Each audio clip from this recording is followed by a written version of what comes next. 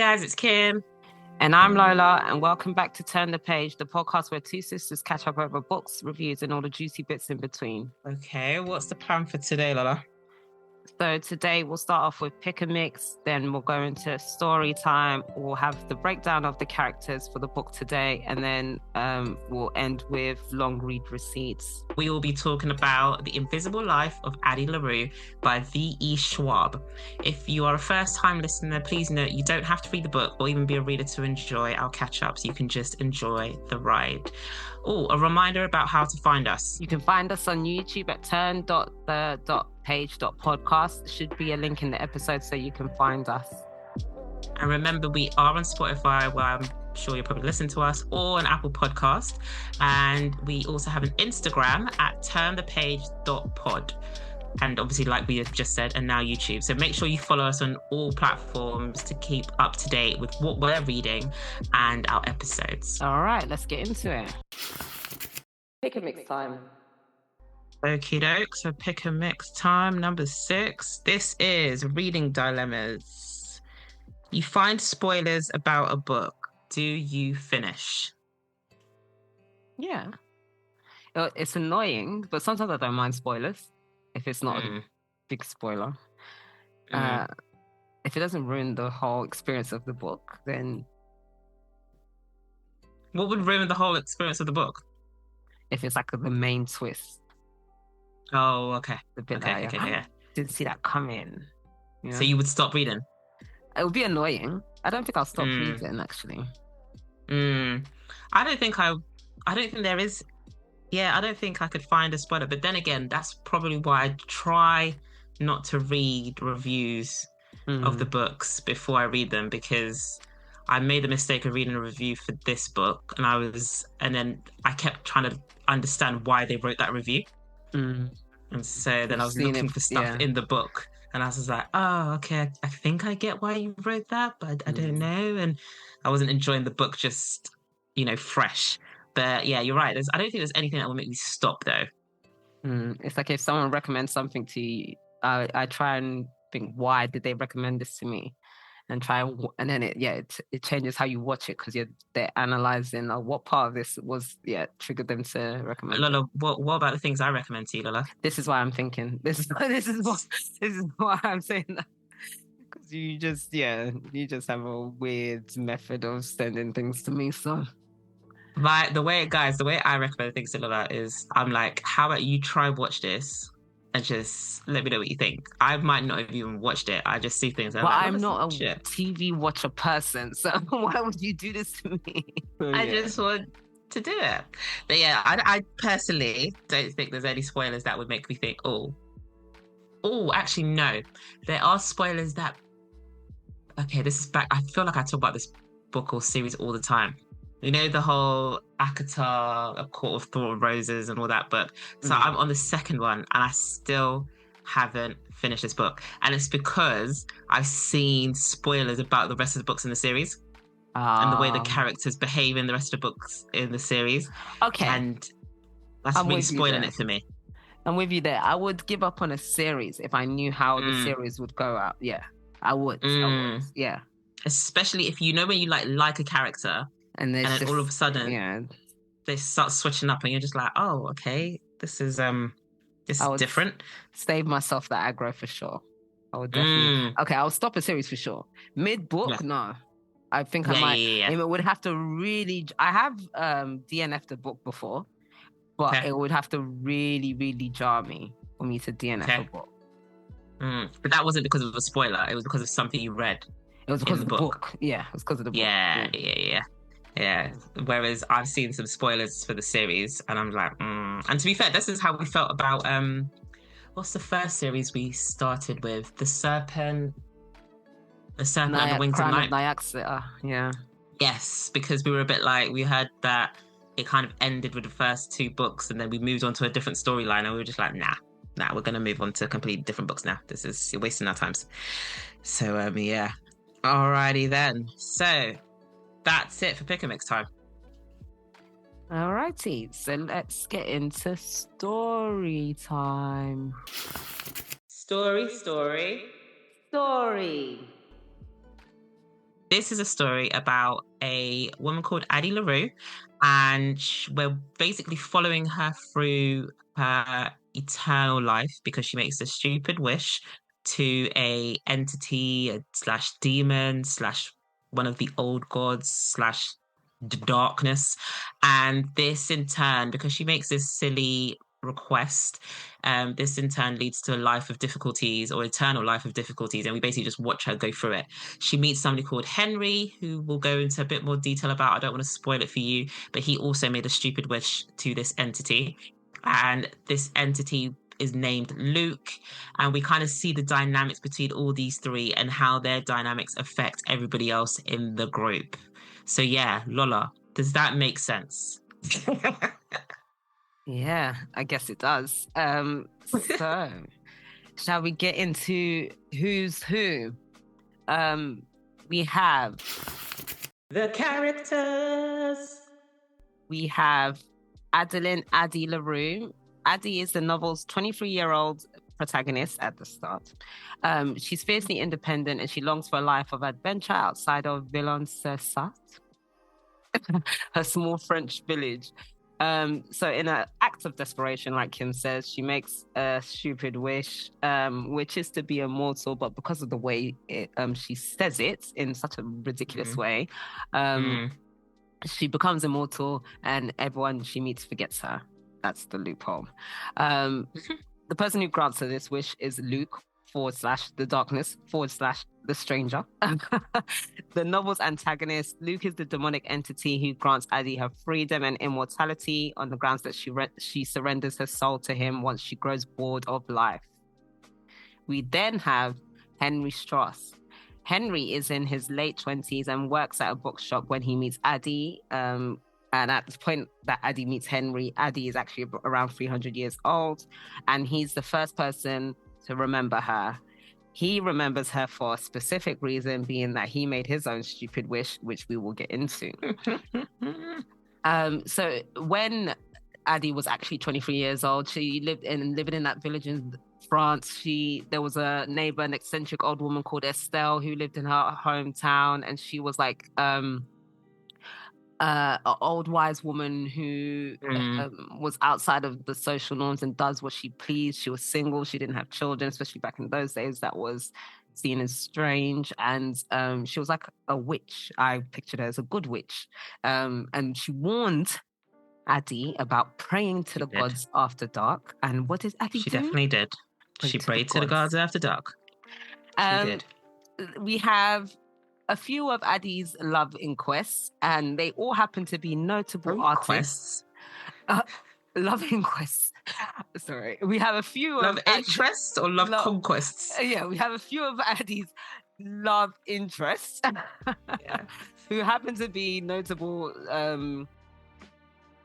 artists or famous people, and they all seem to have been inspired and captivated by Addie's beauty and mysteriousness. So that is Toby, who was a musician who she had an affair with in 2014. She also had Sam, who was a painter who she kind of does this to kind of live with them as well. They had a couple months long passionate affair in New York. And we also had Remy Laurent, who was a young man that she met in Paris in 1724, and they had a big deal because Addie was dressed as a man, and this he realized she was still a woman and was like still trying to flirt. But yeah, it was quite cute. And there's a few others and they all seem to be famous people, and they all turn out to become celebrities, and their notable pieces are all about her. Sorry, you can hear the tone. So that's some of her love inquests. And then on Henry's side, he has a few friends, and one of them is called B. So Henry works at a bookshop, and B also works there with. Does she work there? Or she's always coming by. It's just there. It's just there. It's not a library, B. And she's an art student who ends up being like a notable person, and she pieces all the puzzle of Addie La Rue together. Anyway, she's a good friend of Henry's and an art student who's in the process of writing her dissertation. And then another friend of Henry's is Robbie, friend friend. Oh, Robbie. He's one of Henry's closest friends. He's an actor who has an intense, typical, dramatic, theatrical personality that can be kind of grating, but Henry and B love him. So Robbie and Henry did date in the past, but because of his wish, they broke it off. On Addie's family side, you have Jean La Rue. Her father is her favorite person in the world, and it devastates Addie when she gets her curse because her dad was a woodworker, and she takes one piece of she was able to take, because she's not allowed to be remembered. She can't do things that would leave an impression, but she can steal. She figures bits of this out. We figure bits of this out with her. She's figuring out throughout the decades, centuries.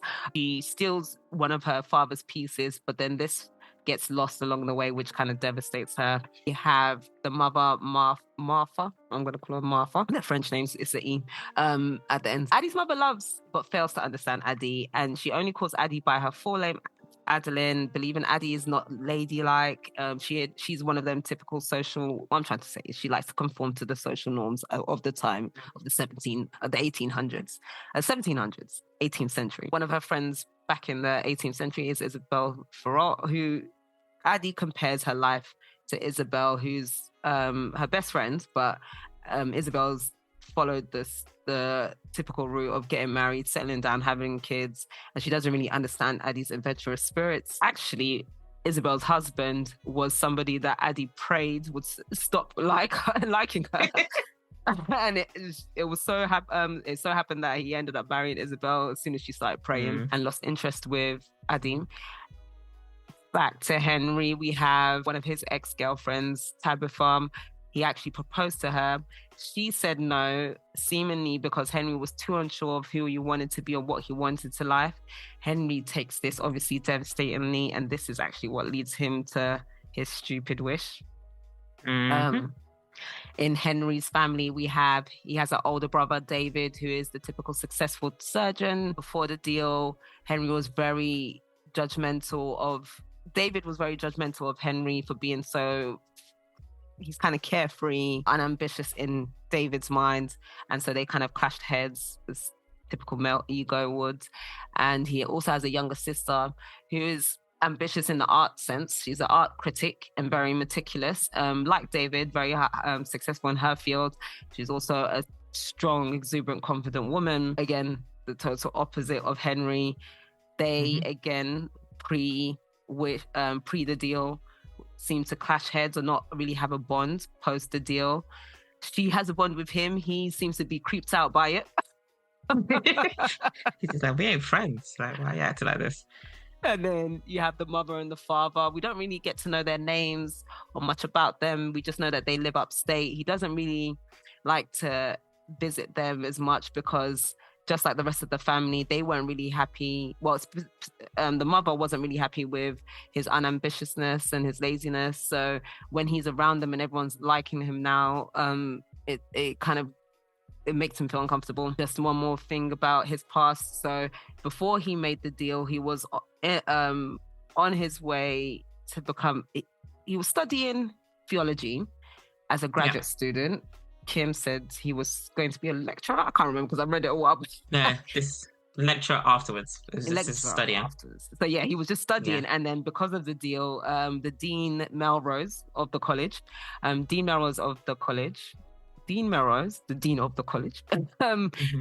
gave him this unbelievable job offer to be tenure, to get tenure and all of this stuff.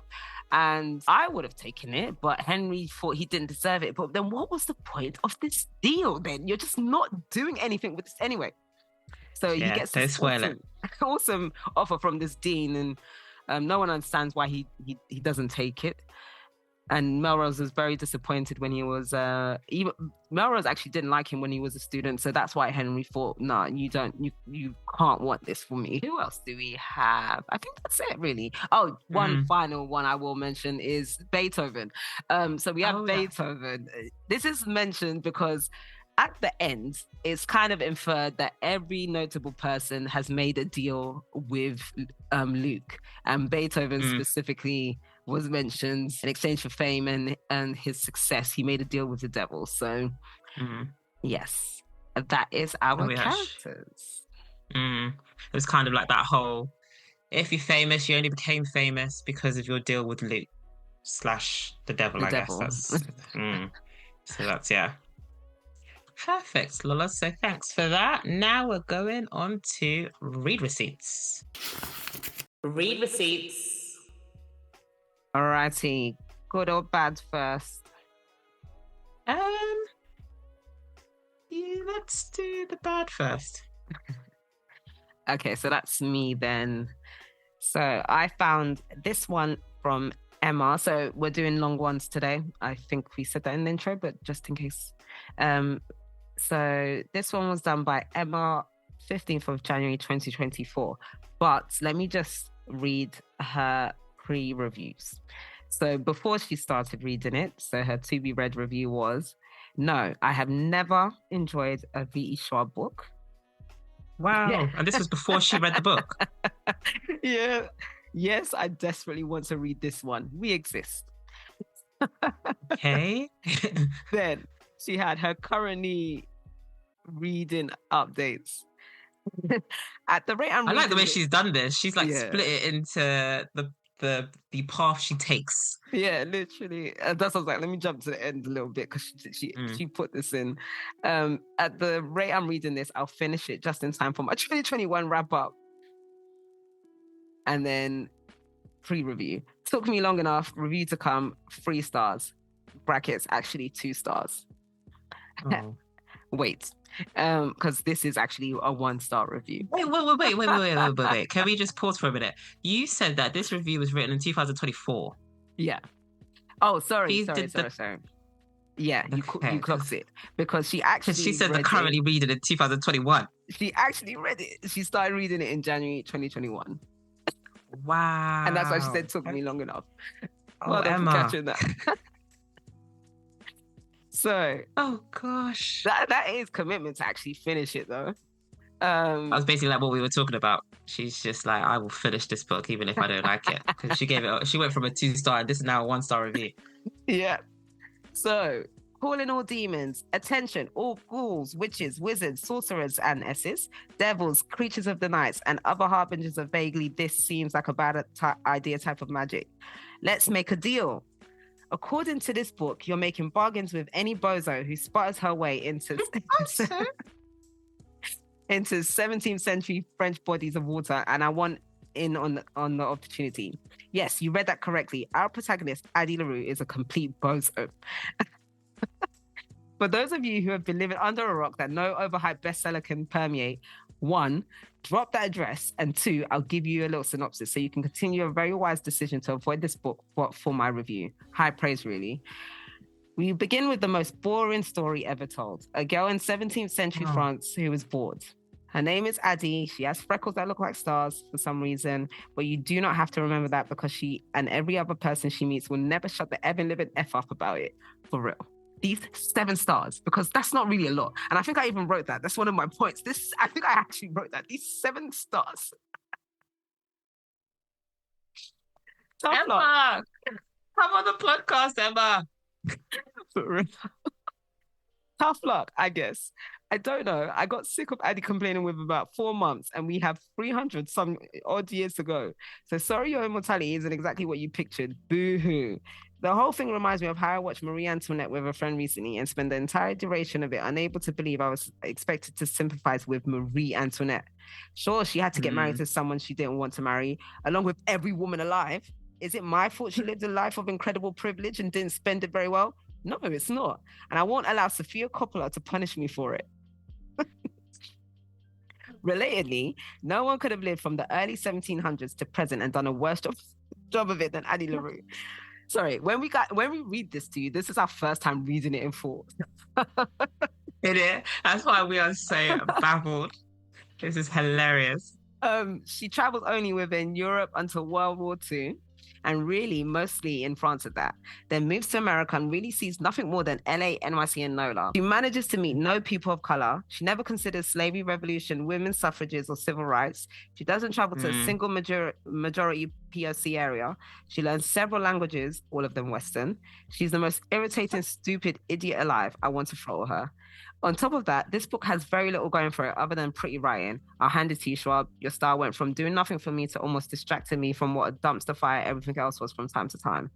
I didn't like Addie for a second, but I tried to like everyone else. Henry, for example, seemed like he could be my type as a skinny guy who works in a bookstore, but he felt like anyone. Henry's two friends, he represent the entirety of the well representation in this book, seemed fine, but we never got to confirm or deny that, because as you may have already guessed from the inkling of diversity, they are almost never present. This just felt half-baked and silly. There was no plot to speak of until maybe the last 100 pages, and the ending was ultimately so disappointing and ridiculous that I almost wish the plotlessness had stuck around, for real. Just a note to any authors who might find it helpful. If characters are boring and unremarkable, and the story feels flat, and the romance never hits, you guys know I hate that word, romance, and the romance never hits, then going for a big emotional ending isn't going to do much for anybody. Anyway, yeah, I hated this. Bottom line, dropping from a 3 to a 2 to a 1.5. The writing was nice. Wow, Emma. So someone said, bro did not comprehend the book in the slightest, but the majority of people are agreeing with her and saying thank you. Someone said the first sentence got me, and then someone said, guys, I can't make past page 10, and I tried that even for a month now. Thank you for this review. I'm not alone. So yeah, it's there are some people defending it, but the majority of people are standing by her. But I guess if you're looking for a bad review, you will be inclined that way. Yeah. Because it's almost like you need something to just say, like, you're right. That agrees with you. Okay. All right. Goods. Let's do the good. All right. So this is by Claudia Lamelli. She's got a accent on her I, so I don't know how to pronounce that, so apologies. This was written on the 25th of October 2020. She actually did this review in 2 languages, so she did it in Spanish and then English. I'm not going to read the Spanish because I'm hoping that the English is just, the translation. So V.E Schwab really did that. I cannot stop crying. Note, to read my review in English, scroll down. So she's got a quote: do you think a life has any value if one doesn't leave some mark upon the world? So here is the English. I'll start this review without knowing what to say. This is one of those books that will stay in my mind and in my heart for a long, long time. I've always said that I love V.E Schwab's books, but this one is by far my favorite. And believe me, I had high expectations and it exceeded them. Okay. This book is about Addie La Rue, a French girl who was born in the 1700s. She was born in the 1600s. She was always warned not to pray to the gods who answer when it gets dark. But on a desperate night, she does it and she gets an answer. Addie ends up making a pact with the devil. Now she will live forever, but she will be forgotten by everyone until one day, 300 years later, a boy says the words that change everything. I remember you. Isn't the premise brutal? I have the honor of hearing it from the mouth of Victoria Schwab herself on 2 occasions, one in Argentina and the other in Mexico. Okay, she's a fan. And from the first time, I was fascinated and intrigued. This is one of my most anticipated books, and I was the happiest when I got an advanced copy from the publisher. And yes, it is very easy to tell you what this book is about, but very difficult to explain everything that it made me feel. Meeting Addie was a privilege. Really? Okay. It was wonderful and painful to see the world. The author's going to read her review. True. She got an advanced copy. It was wonderful and painful to see the world and humanity through her eyes. We don't really see much, though, but okay. She has lived 300 years being forgotten by everyone, and she never gives up. She never loses her wonder and her desire to live. And yes, she is tired. How could she not be? I don't want to tell you much about the other main characters, but I can tell you that one of them is the devil. Addie calls him Luke. He is a knight itself. He's evil, but also a character full of layers. I didn't know if I loved him or hated him. I low-key loved him, okay? And on the other hand, we have Henry, who I will tell you nothing about. Okay. You just need to know that he is the one who says those mythical words to Addie, I remember you. How can he remember her? What makes him different? You must read it to discover it. Now, the book kept me very entertained at all times, plus it is full of reflections on life and humanity. While reading it, I thought I was going to like it a lot, but it was the ending that made me love it with all my heart. I think endings are important. The end of a story can lift or ruin it, but the end of The Invisible Life of Addie La Rue lifted it to the sky and beyond. What? For me, that ending formed, I know, that, I'm trying not to stop reading. Yeah, I'm trying to be quiet. I'm like, this is a little tosh, this is. For me, that ending formed a perfect circle. She got paid on top. For real. She saw the author. She met the author twice in 2 different countries. So she's just like, no, I have to make this count. The end of for me, that ending formed a perfect circle and I ended up crying my eyes out. About what? Why were you crying, babe? Lad. Okay. The last 3 chapters were read between tears and sobs. And this is not a spoiler because I'm the type of reader who cries of, probably why. Okay. I'm the type of reader who cries of happiness and sadness. And I cry with any strong emotion, really. Now I can only say that Addie La Rue deserves to be read, known and remembered. It is a book so real, but at the same time, so full of magic that you'll never forget. Interesting. Okay. Very peculiar. I have no words. I have no words. Wow, even Victoria Schwab wrote a review. Yes. What did she say? As I do my final read through on this book, a story nearly 10 years in the making, all I can think is that I've put my heart and soul, my teeth and blood and bones into this one. I hope you love it. ETA, I can't believe we made it. Addie spent so many years haunting me. I hope she haunts a few of you. Okay, it's not too bad. Sometimes when the author makes their own comment, it's a bit cringe. I like sometimes when they make fun of the fact that what they're doing is about to be cringe, though. When they're like, oh, of course I'm gonna give it 5 stars, but da-da-da-da. So I didn't mind that. Trying to find a reply to Claudia in English, but a lot of it is Spanish. Somebody's responded to say, because of your review and your heartfelt words, I'm going to read this book next, pushing it up on my to-be-read list. I loved it so much. What an amazing story. I knew Victoria couldn't disappoint me. Yeah, a lot of people agreed with her review that I can see in English, guys. Apologies. There's a lot of Spanish reviews, so I don't know if anybody's saying anything to the contrary. You do see V.E Schwab books everywhere. She is. Wow, people are crying. A lot of people are crying. About what? What did you miss? In it? There's a lot of people like the last 40 pages, the last 3 chapters.